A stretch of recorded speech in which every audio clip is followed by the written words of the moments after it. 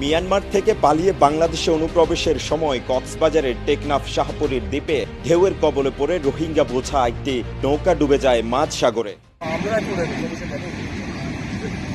শনিবার মধ্যরাতে শাহপরীর দ্বীপের পশ্চিম পাড়া এলাকায় বঙ্গোপসাগরে নৌকাডুবির এই ঘটনায় নারী, পুরুষ ও শিশুসহ ২৫ জনকে উদ্ধার করা গেলেও বিজিবির ধারণা আরও ১০ থেকে ১৫ জন রোহিঙ্গা নিখোঁজ রয়েছে, যার সঙ্গে উদ্ধার কাজে নিয়োজিত এক বিজিবি সদস্যও নিখোঁজ রয়েছে। স্থানীয়দের সঙ্গে কথা বলে জানা গেছে, মিয়ানমার থেকে পালিয়ে আসা রোহিঙ্গা বোঝাই একটি নৌকা টেকনাফে শাহপুরের দ্বীপ পশ্চিম পাড়া এলাকায় সাগরে ভাসমান দেখে বিজিবির তরফ থেকে থামানোর চেষ্টা করে। এ সময় হঠাৎ সাগরের ঢেউয়ে নৌকাটি ডুবে যায়। পরে বিজিবি ও স্থানীয় জেলেরা তাদের নৌকা নিয়ে ২৫ জন রোহিঙ্গাকে উদ্ধার করে।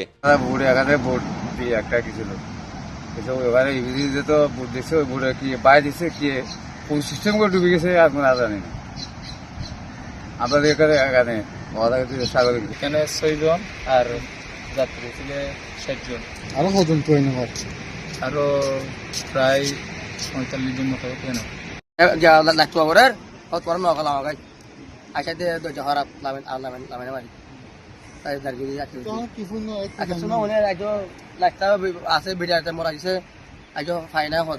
এদিকে নৌকাডুবির ঘটনা নিশ্চিত করে টেকনাফ বিজিবি ব্যাটালিয়ন ২ এর অধিনায়ক লেফটেন্যান্ট কর্নেল মোহাম্মদ আশিকুর রহমান কালের কণ্ঠকে জানিয়েছেন, নৌকাডুবির ঘটনায় ২৫ রোহিঙ্গা নারী, শিশু ও পুরুষকে উদ্ধার করা হয়েছে। এ সময় বিল্লাল হোসেন নামে এক বিজিবি সদস্য নিখোঁজ হয়।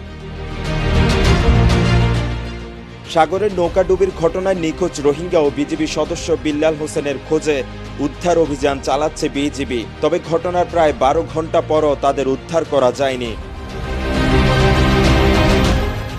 কক্সবাজার জেলার টেকনাফের শাহপরীর দ্বীপ থেকে রহমতুল্লাহর পাঠানো তথ্য ও ছবিতে মেহরাজ হোসেন, কালের কণ্ঠ।